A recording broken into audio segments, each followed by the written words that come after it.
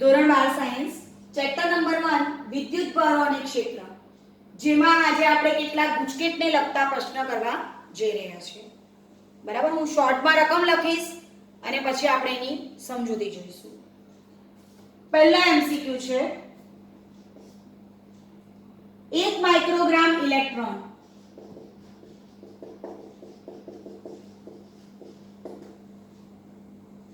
પરનો વિદ્યુતભાર ખાલી જગ્યા ગણાય.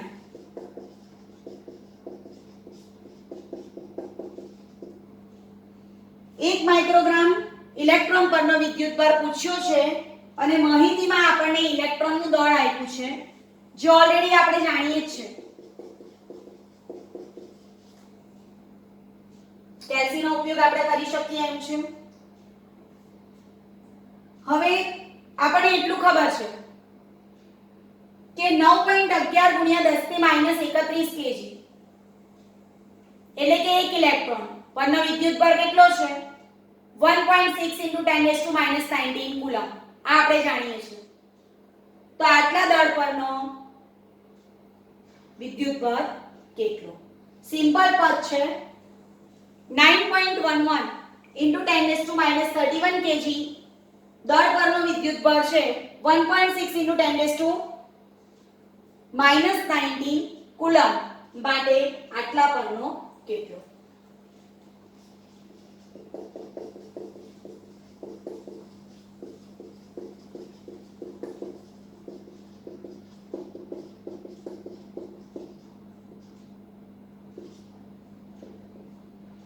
માઇક્રોગ્રામ,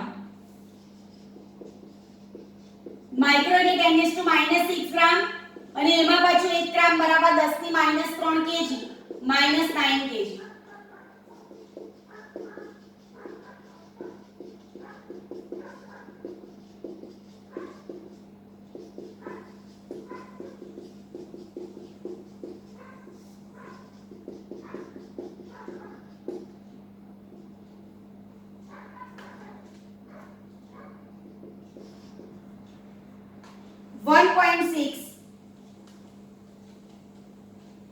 divided by 9.11 0.1756 10⁻28 plus 31 એટલે 10⁻3 એને આની અંદર એડ કરી દઈએ તો 175.6 કુલમ. બરાબર છે. આપણને ઓપ્શનમાં 176 માં આપ્યો છે એટલે આપણે લખીશું is approximately 176 કુલમ. બીજો જોઈશું આપણે, A અને B સમાન ગોળાઓ છે. હું ટૂંકમાં લખીશ સમાન ગોળા. તે દરેક પર Q વિદ્યુતભાર છે.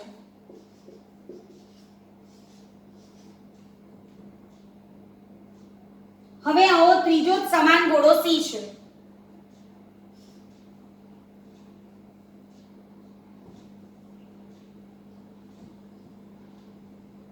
તેને પહેલા ગોળા A સાથે સંપર્કમાં લાવી છૂટું પાડી ગોળા B સાથે સંપર્કમાં લાવીને છૂટો પાડવામાં આવે છે. બરાબર. ફરીથી હવે આમાં એક વસ્તુ હું તમને સમજાવી દઉં, કઈ કઈ શક્યતા છે એટલે ઓલરેડી તમને દાખલામાં સમજ પડી જશે. A અને B સમાન ગોળા છે. ધારો કે દરેક પર Q વિદ્યુતભાર છે. હવે એમાં ત્રીજો સમાન ગોળાનો અર્થ આપણે કરશું સમાન વિદ્યુતભાર વાળો ગોળો. પણ ત્રીજો વિદ્યુતભાર વગરનો હોય તો શું કરો? તમે ધારો કે Q વિદ્યુતભારિત એ ગોળાને વિદ્યુતભાર વહીન C સાથે સંપર્કમાં લાવશો તો A પર રહી જશે Q/2, C પર રહી જશે Q/2. વિદ્યાર્થી મિત્રો, આ છે સંપર્કની રીત. આની પાસે Q વિદ્યુતભાર છે, આની પાસે વિદ્યુતભાર નથી એટલે બંને અડધો અડધો વિદ્યુતભાર વહેંચશે. એટલે આની પર પણ Q/2 અને આની પર પણ Q/2. હવે પછી તમે A અને B ને સંપર્કમાં લાવો તો A પર કેટલો છે? Q/2. B પર કેટલો છે? Q. અને પછી એના વિદ્યુતભારની વાત કરશો તો પ્રશ્ન વાંચું છું હવે હું. હવે A અને B વચ્ચે શું થશે જોઈએ આપણે. A અને B પરના વિદ્યુતભાર. હવે આ બેને સંપર્કમાં લાવશું તો q/2 + q/2 બરાબર છે. q/2 + q એટલે કેટલા? q + 2q એટલે 3q/4. એટલે હવે A પર પણ 3q/4 અને B પર પણ 3q/4. બીજી શક્યતા આપણે વિચારીશું જે આપણને અહીં આપેલી છે તે.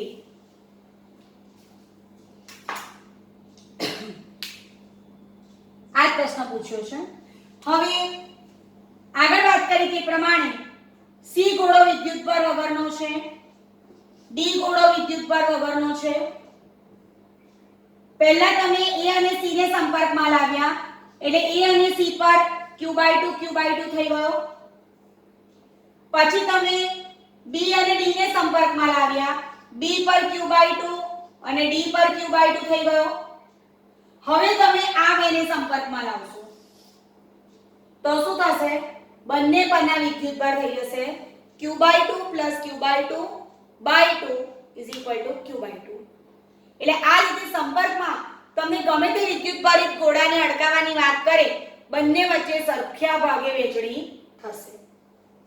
હવે ε0 નું પારિમાણિક સૂત્ર JEE માં પણ પૂછાઈ ચૂક્યું છે. આપણે એકવાર જરાક સ્પીડમાં જોઈશું. ε0 એટલે કે શૂન્યાવકાશી પરમિટિવિટી જેનો એકમ હતો કુલમ્બ²/ન્યૂટન/મીટર². q = IT એટલે આના માટે લઈશું આપણે A2T2. ન્યૂટન માટે m1 l1 t - 2 અને મીટર² માટે l2.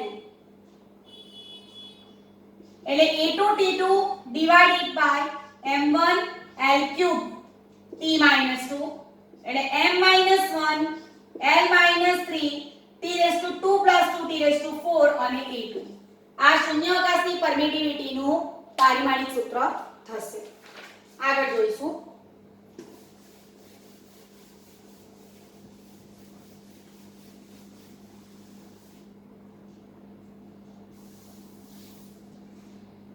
જ્યારે પોલિથીનના ટુકડાને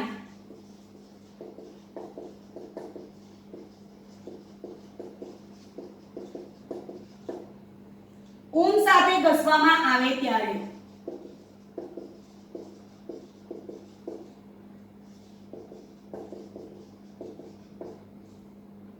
પોલિથીન પર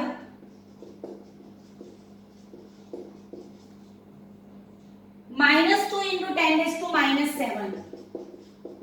કુલમ્બ વીજભાર ઉદ્ભવે છે તો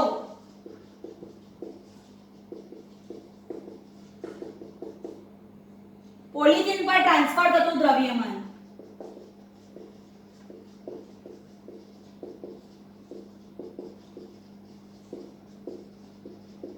ખાલી જગ્યા kg.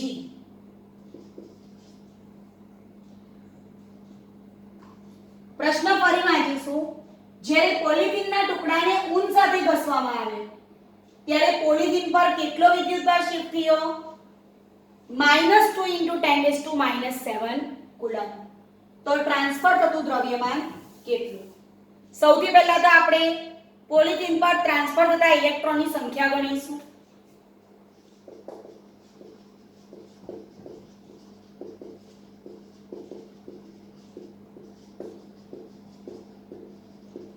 સંખ્યાનું તો આપણી પાસે એક જ સમીકરણ છે. q = Ne, n = q/E. બરાબર છે. વીજભાર આવી ગયો જુઓ, આ પણ આપણી પાસે છે. હવે ટ્રાન્સફર થતું દ્રવ્યમાન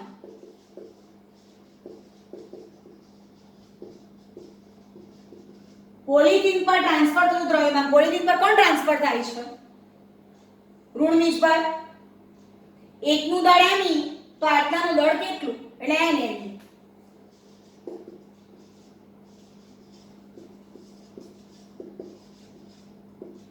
q = 2 × 10⁻⁷ 1.6 × 10⁻⁹ અને me = 9.1 × 10⁻31.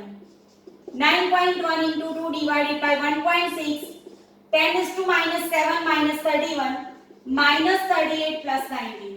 ગણતરી કરીએ આપણે.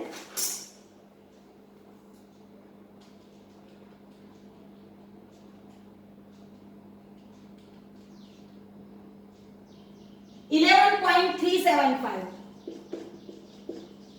into 10 raised to minus 19 kg. 1938. ખ્યાલ આવે છે? આ એક દળનો દાખલો થઈ ગયો. હવે એક દાખલો મેં વારંવાર તમને લોકોને પેપરમાં પૂછ્યો છે, જેની હું થોડી ચર્ચા કરીશ.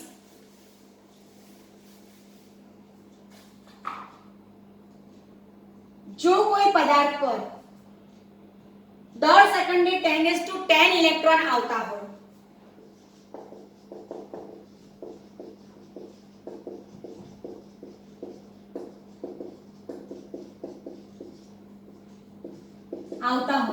એટલે આ શું છે?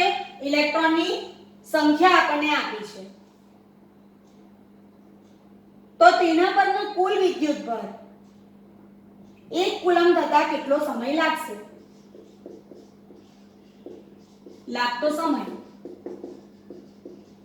t શોધવાનો છે. રકમ ફરી વાંચીશું. જો કોઈ પદાર્થ પર દર સેકન્ડે, જો ધ્યાન આપજો, દર સેકન્ડે 10 ઇલેક્ટ્રોન, એટલે આ શું છે? Q/T એટલે કે I છે. આ એક અગત્યની વસ્તુ છે. તો તેના પરનો કુલ વિદ્યુતભાર 1 કુલમ થતા લાગતો સમય કેટલો? I = Q/T. વાક્યમાં તમને થોડું અલગ રીતે આપ્યું છે. તમને ખબર જ છે કે 1 સેકન્ડમાં પસાર થતો વિદ્યુતભાર એટલે શું? તો વિદ્યુત પ્રવાહ. એટલે આ તમને આપ્યું છે 10 જેટલું. એટલે અહીંયા હું ડાયરેક્ટ આવું લખી દઈશ, 1 કુલમ ના સમય. હવે અગત્યની વસ્તુ શું છે અહીંયા તે જરાક જોઈશું. આપણને ઓપ્શનમાં કલાક, દિવસ અને વર્ષ આપેલા છે. આપણે એને સેકન્ડમાં લઈશું અને પછી કન્વર્ટ કરીને ચેક કરી લઈશું. T = 1/10 - 10 - 19 -9 10 - -9. એટલે હું એને આ ઉપર લઈ જઈશ અને લખીશ 10 × 10⁸ divided by 1.6.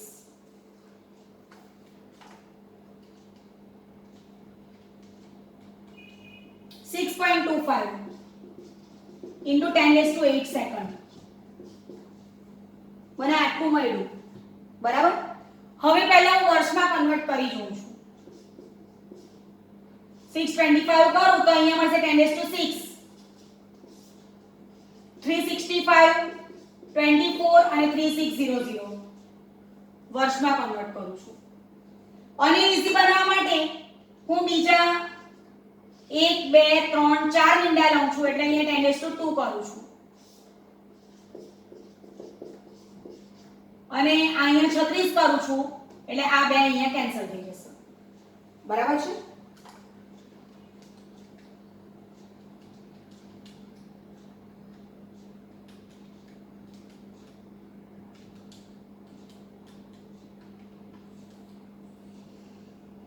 આ મળે છે આપણે 19.8186 વર્ષ. પહેલા આપણે વર્ષ વાળા આન્સર ચેક કરીએ. ઓપ્શન છે 2 કલાક, 2 દિવસ, 2 વર્ષ અને 20 વર્ષ. તો અહીંયા જુઓ is approximately 20 years.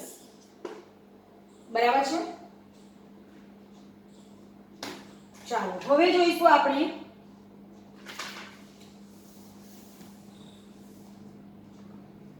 ચોખ્ખા વિદ્યુતભારનો એક દાખલો.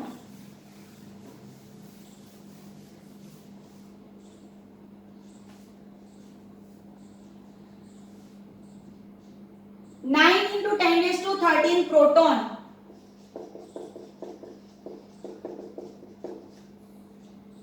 તેમજ 6 into 10⁻13 ઇલેક્ટ્રોન્સ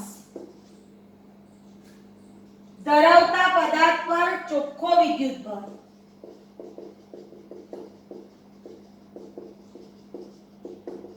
ચોખ્ખો વિદ્યુતભાર ખાલી જગ્યા. આન્સર આપણને માઇક્રોમાં પણ આપેલા છે અને કુલમમાં પણ આપેલા છે.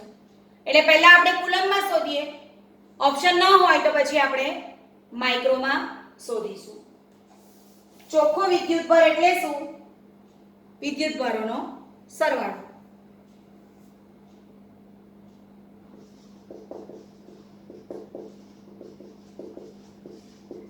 હવે આમાં સિમિલારિટી શું છે?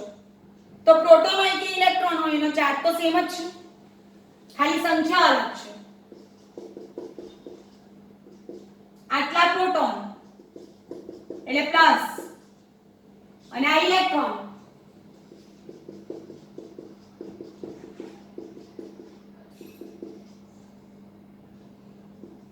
એટલે આમાંથી સ્વાભાવિક છે કે 1.6 * 10⁻13 તો કોમન નીકળી ગયું ને.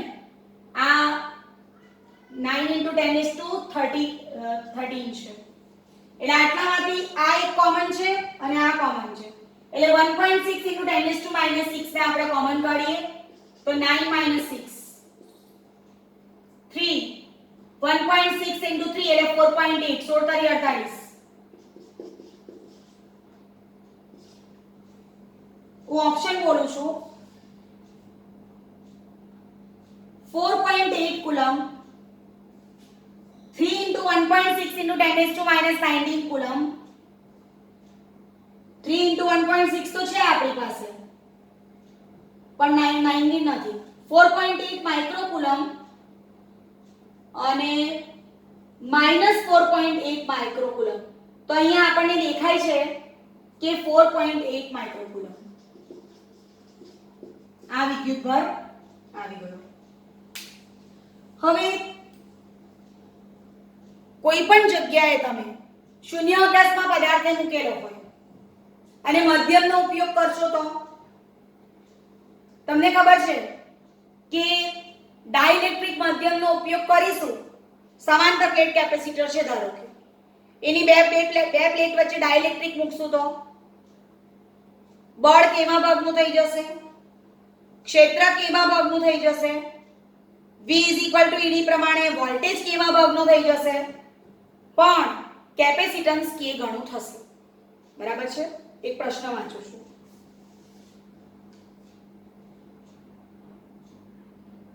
હવામાં મૂકેલા બે વીજભારો એકબીજાને 10⁻⁴ ન્યૂટન જેટલા બળથી અપાકર્ષે છે. હવામાં મૂકેલા બે વીજભારો એકબીજાને 10⁻⁴ ન્યૂટન જેટલા બળથી અપાકર્ષે છે. અપાકર્ષણ. જ્યારે વીજભારોની વચ્ચે તેલ મૂકવામાં આવે ત્યારે આ બળ થાય છે તેલ મૂકતા આ બળ થાય છે 2.5 * 10⁻⁵ ન્યૂટન. તો તેલનો ડાઇલેક્ટ્રિક અચળાંક કેટલો? યાદ રાખજો કે બે જગ્યાએ આવશે. કુલમના નિયમમાં સપ્રમાણતા અચળાંક તરીકે 9 * 10⁹ એના વાળો બરાબર છે. 9 * 10⁹ ન્યૂટન * મીટર/કુલમ² વાળું અને બીજું ડાઇલેક્ટ્રિક અચળાંક જેનો આપણે અત્યારે વાત કરી રહ્યા છે F2 = F1/k. That implies k = F1/F2. F1 છે 10⁻⁴, F2 છે 2.5 * 10⁻⁵. એટલે આ થશે 10⁻⁴ + 5 10/2.5 એટલે કે k = 4. 2.5 છેદમાં છે ઉપર 10 છે એટલે શું થશે 100/25 એટલે કે k = 4. બીજી એક અલગ મેથડનો અભ્યાસ કરશું.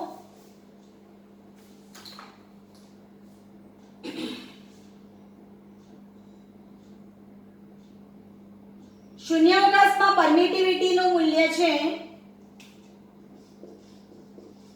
8.85 × 10⁻12 કુલમ²/ન્યૂટન × મીટર². પાણીનો ડાઇલેક્ટ્રિક અચળાંક છે 81. તો પાણીની પરમિટિવિટી કેટલી? આ આપણને ખબર જ છે. ε/ε0 k મળે ε = ε0k = 8.85 × 10⁻12 × 81.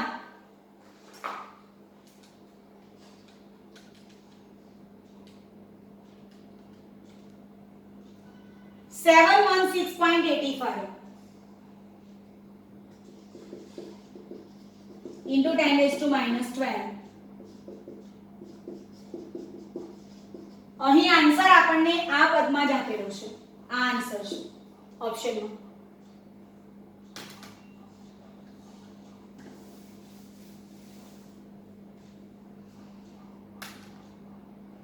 ધારો કે એક ઘન પેટીમાં ઘન પેટી ક્યુબ વાળી વિદ્યુતભાર ઘનતા बीटा XYZ जो पेटीनी लंबाई L હોય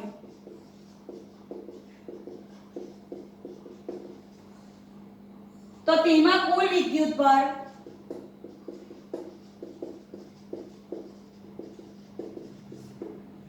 હવે આમાં હું ઓપ્શન લખીશ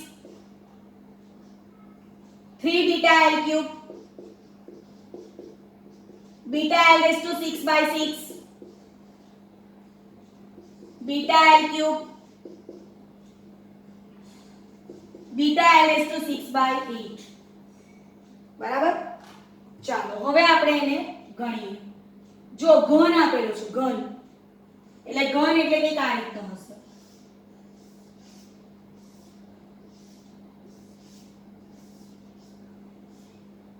અહીંયા આપણને સૂત્રમાં દેખાય છે જરાક જુઓ તો બીટા XYZ અને વિદ્યુતભાર ઘનતા લેમ્ડા q by L રેખીય વિતરણ, સિગ્મા q by A પૃષ્ઠ વિતરણ અને ρ q by V કદ વિતરણ. વિદ્યુતભાર ઘનતા એટલે સૂત્ર લાગુ પડશે ρ q by V q ρV. બરાબર છે. એટલે પહેલા તો વિતરણ પકડી પાડવાનું અને પછી એની ગણતરી કરવાની.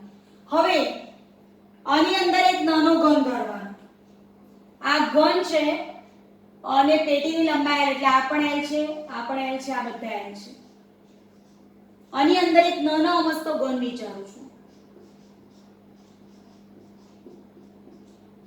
dx dy dz.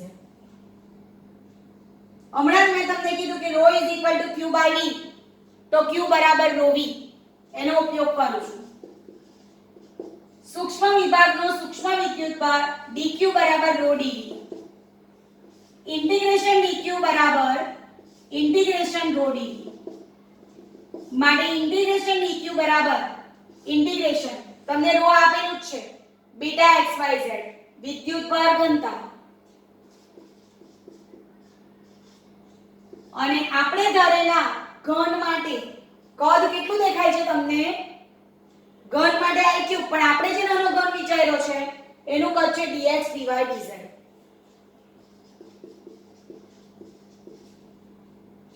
Integration dq q beta અચળ બળ લઈશ x dx y dy z dz.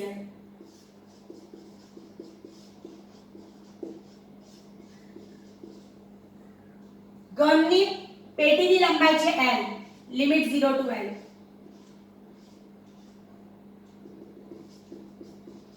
Integration x dx x square by 2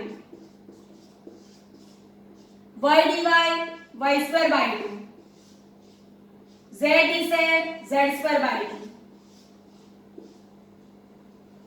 એટલે શું થશે અહીંયા L square by 2 minus 0 L square by 2 minus 0 અને L square by 2 minus 0 એટલે beta L raised to 2 plus 2 plus 2 એટલે 6 by 2 2 4 2 8 beta L raised to 6 by 8. આ દાખલા આપણે સંકલનની રીતે ગણીશું. બીજો આ પ્રકારનો એક નાનો લઈશું એટલે આ રીત પણ તમને આવડી જાય.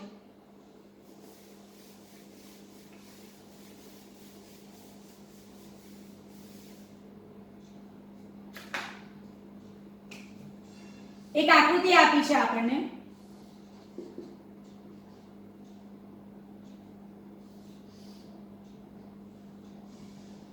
આ લંબાઈ આપી છે a, અહીંયા પણ લંબાઈ છે a. આ એનું ઓરિજિન છે.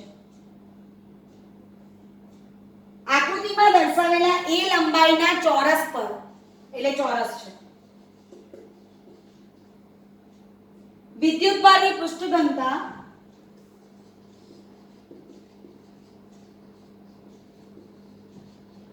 સિગ્મા બરાબર સિગ્મા 0 xy છે.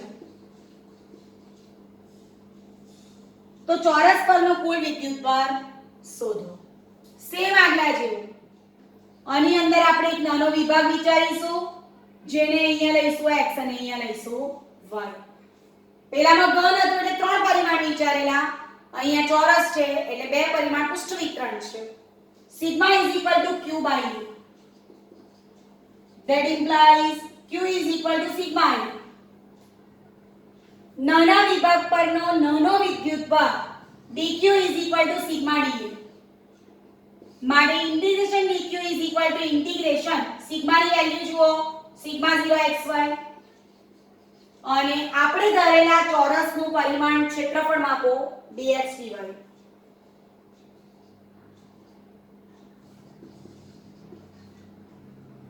इंटीग्रेशन dq क्यों, सिग्मा 0 अचल, integration h dx, integration y dy.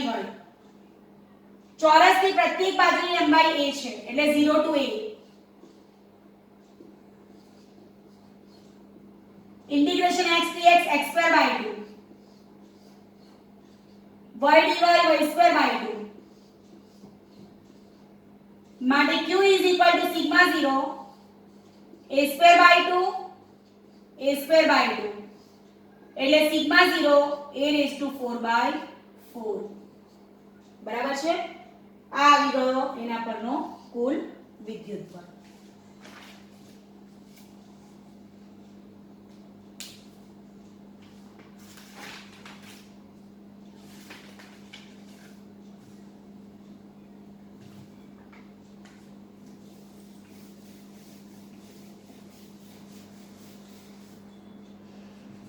વિદ્યાર્થી મિત્રો, આપણે ગુજકેટની શરૂઆત કરી છે.